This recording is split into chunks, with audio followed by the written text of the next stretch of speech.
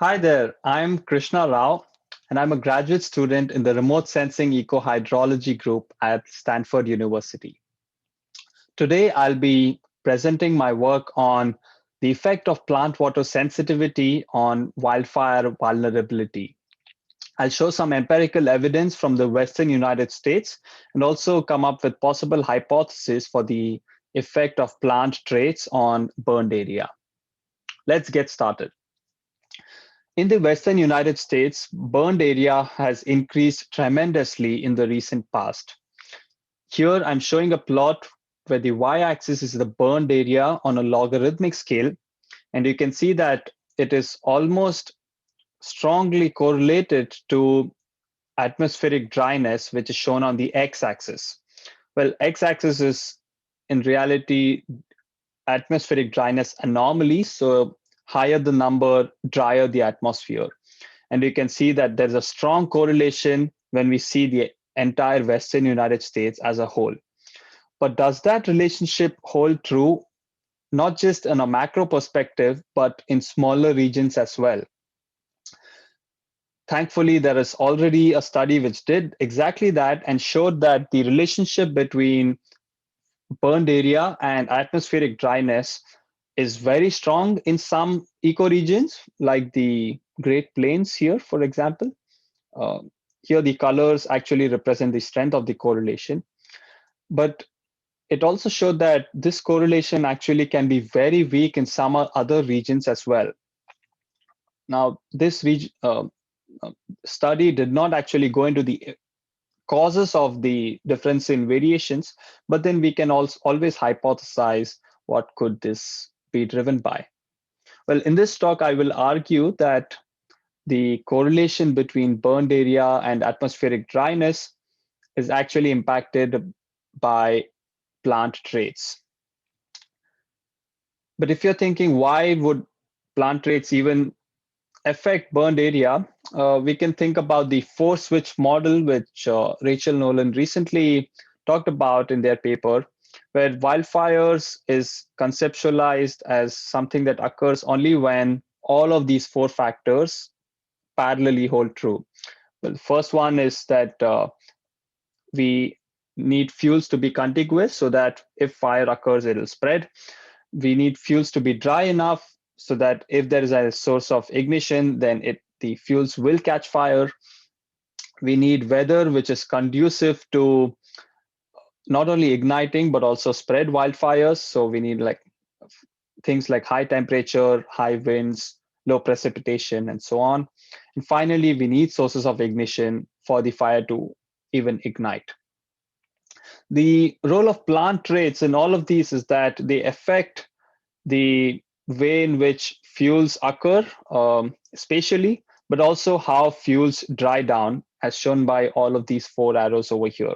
Now, the different reasons or different traits are not that important, but it is just sufficient to understand that plant traits can affect how dry fuels get, which in turn affects how much area can get burned. Now, just to drive home this point, I will like to show an example of how plant traits can result into varied levels of burned area by showing a small example.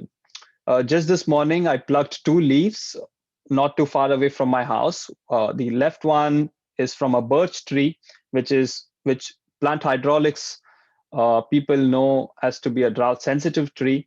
On the right side is an oak leaf, which again uh, people know to be as drought resilient tree. Now, both of these were plucked at the same uh, on the same day, so they experienced similar atmospheric dryness, and they were also within close vicinity amongst each other. So they were not too far away, uh, meaning that they experienced the same amount of atmospheric dryness. But as I try to ignite these two, you will see that, well, let's see what happens if I try to ignite these two leaves. Also, I should say, do not try this at home. So on the left-hand side, you can see that when I try to ignite the birch leaf, which is a drought-sensitive tree, it ignites very easily. But on the right-hand side, which is an oak leaf or a drought insensitive tree, you can see that it doesn't want to catch fire. And this is the way in which plant traits can affect fuel ignitability, which in turn can affect burned area in the real world.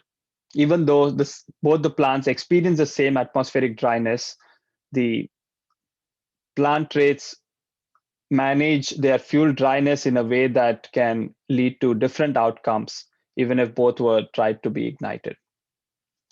Now, in today's talk, I will explore the same phenomenon, but in the real world, using large amounts of data and constructing hypotheses around them. First, we'll measure plant water sensitivity for the entire Western United States.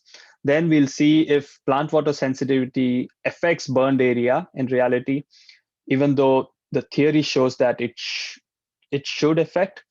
And finally, I'll take a more broad perspective and not just look at burned area, but the effect of plant water sensitivity on overall wildfire risk. So let's get started with the first section, which is about measuring plant water sensitivity for the entire Western United States using remote sensing. So plant water sensitivity can be thought of as something which makes the water inside plants either sensitive to climate anomalies or insensitive to them. So here I'm showing a very simple regression which explains what plant water sensitivity means. Here on the left-hand side is live fuel moisture anomalies, which is fuel dryness. And on the right-hand side is climate anomalies, which is how dry the atmosphere is. And these both of them can be thought of as related with a slope term and an intercept, where the slope is actually what I'm talking about, the sensitivity of plant water to climate anomalies. And this sensitivity can drive how fuel dryness evolves in time. For example, here's a time series of climate anomalies with x-axis as time and y-axis as the percentage change in climate anomaly. And you can see that if the plant water sensitivity is high, then there is a lot of variation in the live fuel moisture anomaly. But if the plant water sensitivity is low, there is hardly any variation in live fuel moisture anomalies.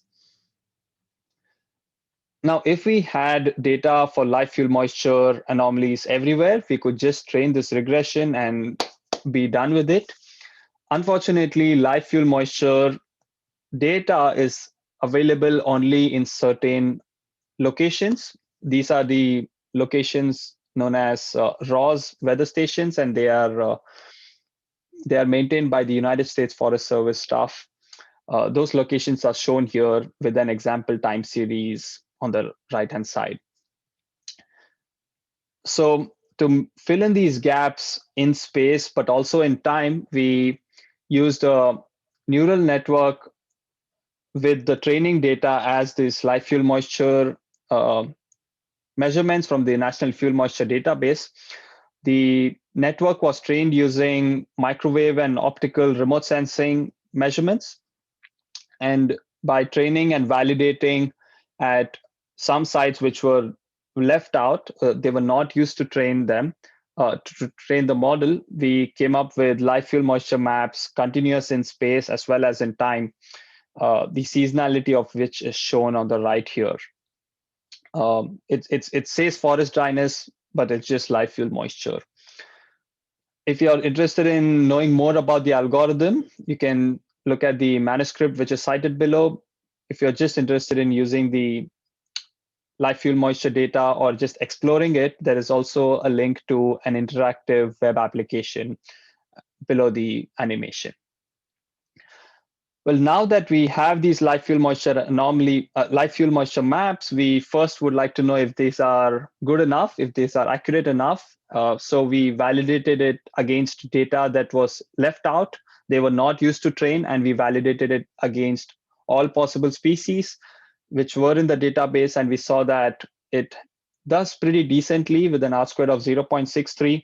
It either does on par or beats all other existing empirical models to estimate live fuel moisture content not only from empirical methods like the one I showed here, but also the models which use mechanistic representations from radiative transfer. A key thing to note here is that although our model is roughly on par with previous methods, our model is validated at a lot more sites, at 125 sites, and across a lot more species than previous models have. So we think our model is robust enough to generalize the patterns of life, fuel, moisture for the diversity of vegetation ecosystems that we see in Western United States.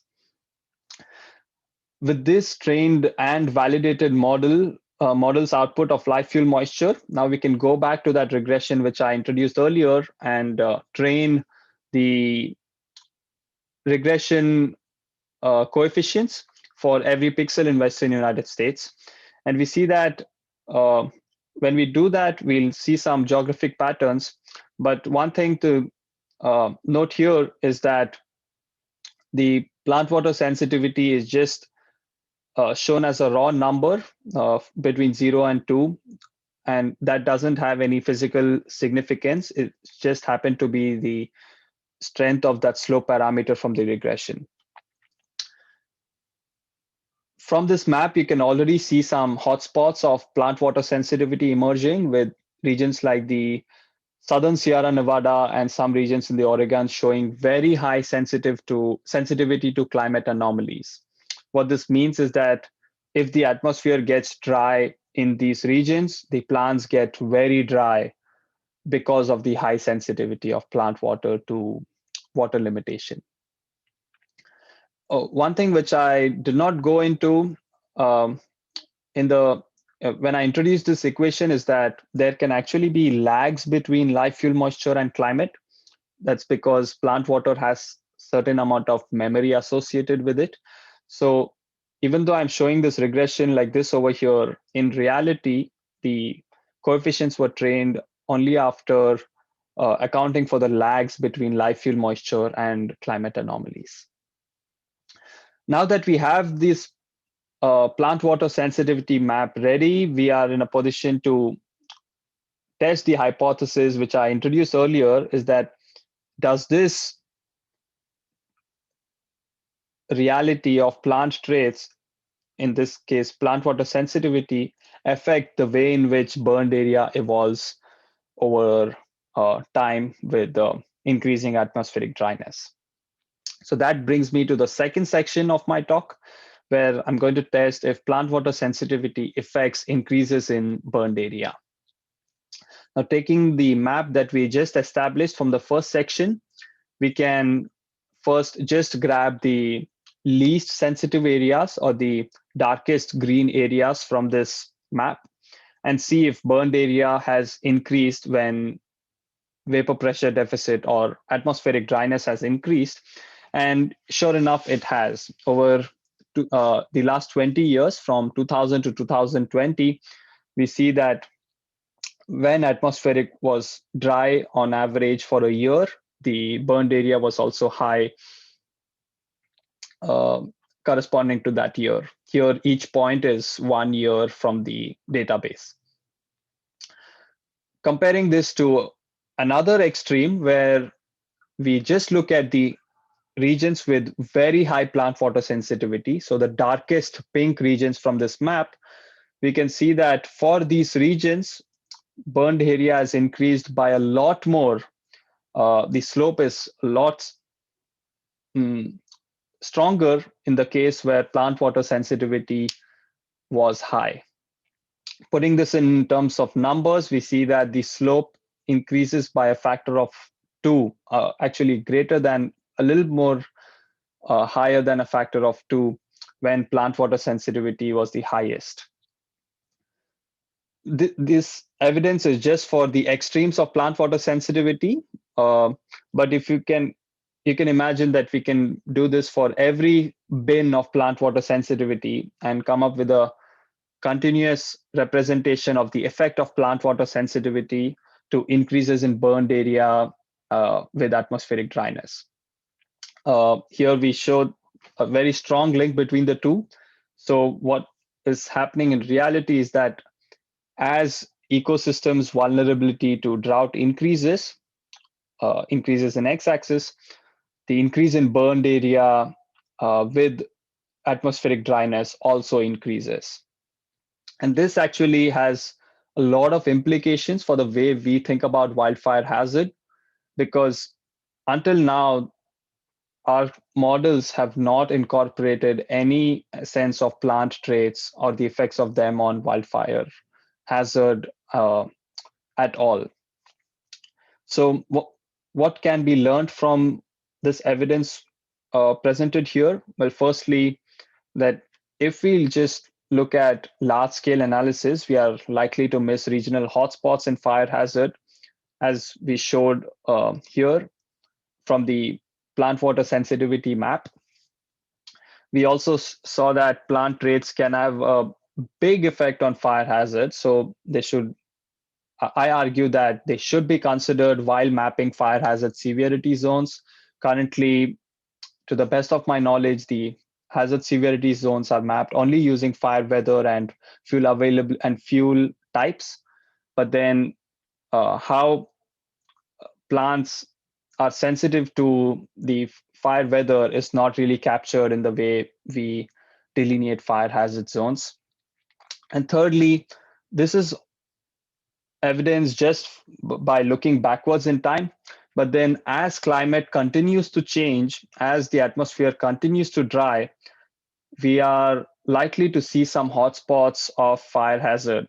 This is because as the climate continues to dry, in some regions where the plants are very sensitive to the dryness, fire hazard might actually amplify by a lot, whereas in other regions, it may not be that big of a factor. This brings me to the end of my second section, where we showed strong evidence for the effect of plant water sensitivity on wildfire hazard. So we can move on to the third section about the effect of plant water sensitivity on overall wildfire risk. When I think about risk, I think about the risk triangle, where risk is characterized as the concurrence of hazard, exposure, and vulnerability. But in the case of wildfire risk, this can be imagined as something like how much area burns in the case of hazard. In the case of exposure, it could mean how close are the humans to that hazard, whereas vulnerability could mean what is the effect of that burned area. In the variables that we've been thinking about for the previous few slides, we know that vapor pressure deficit or atmospheric dryness affects hazard, but we also know that wildland urban interface affects exposure and vulnerability. This is from literature. This is not something that I've shown you until now, but the literature suggests that there's a strong relationship between wildland urban interface, demographics, and exposure and vulnerability to wildfires. So the question that we are interested in asking here is that, are there interactions between plant water sensitivity and vapor pressure deficit or at wildland urban interface that can potentially amplify wildfire risk, not just wildfire hazard?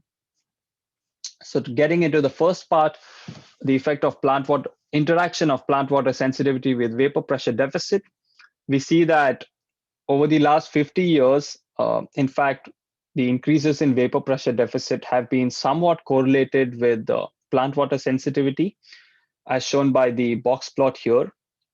You can see that the medians of the box plot are getting increasingly towards the right, which means that there are majority of the regions had high increases in vapor pressure deficit and high plant water sensitivity. Showing the same plot in 2D density plot, we can see how it is, how the shapes are with darker regions corresponding to more number of pixels. And you can see that the blob is actually elongated towards the top right. Now, the reason I plotted this in a density plot is that we are interested in these regions. Now, these regions, called here as double hazard regions, are regions which have high plant water sensitivity and high increases in vapor pressure deficit, both of which can result in high burned area. And looking at these regions, not just in the range of plant water sensitivity and vapor pressure deficit trends, but just plotting that in the map shows some regional hotspots which can be of interest to the wildfire community. Here I'm showing a map of vapor pressure deficit trends with the pink contours overlapping them, and the pink contours are the same as the one shown on the previous slide, which corresponds to the double hazard regions. And the same contours are also shown overlaying the plant water sensitivity map. And you can see that regions like Southern California and some regions in Oregon are predicted to be under double danger. Again, double danger because the vapor pressure deficit is increasing by a lot in these regions. And independently, the plants in these regions are such that they are very sensitive to droughts. So both of these could potentially amplify or compound wildfire hazard in these regions.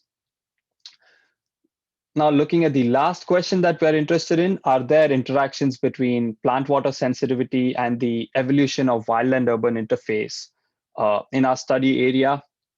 Before I go into the result, I'm just going to point to the previous section's result that we saw that plant water sensitivity is linked to increases in burned area. The reason I'm showing this here is that you may have noticed before itself that this relationship is not always increasing. There is a certain section where it's almost stagnant, which we call as low hazard regions. There's some sections where the slope is increasing by a little bit, which is the medium hazard regions. And after that, there's a high hazard regions where the slope increases by a lot. So the question is, are humans is the population increasing uniformly in all of these three different regions? To answer that question, we looked at the interaction between plant water sensitivity, hazard zones, and the WUI maps for the Western United States. And you can see that from 1990 to 2010, the population within the wildland urban interface increased by 100%. So it almost doubled from 10 million people to 20 million people. But segregating the wildland urban interface into low, medium, and high hazard zones as defined by the plant water sensitivity ranges, we see that the low hazard zones population evolution was roughly on track with the wildland urban interface. The medium hazard zones was slightly lower, but concerning is that the high hazard zones saw a 160% increase in the population within the wildland urban interface. This corresponds to roughly 1.5 million people, or to put it into scale, this is equivalent to the population of San Francisco and Seattle combined.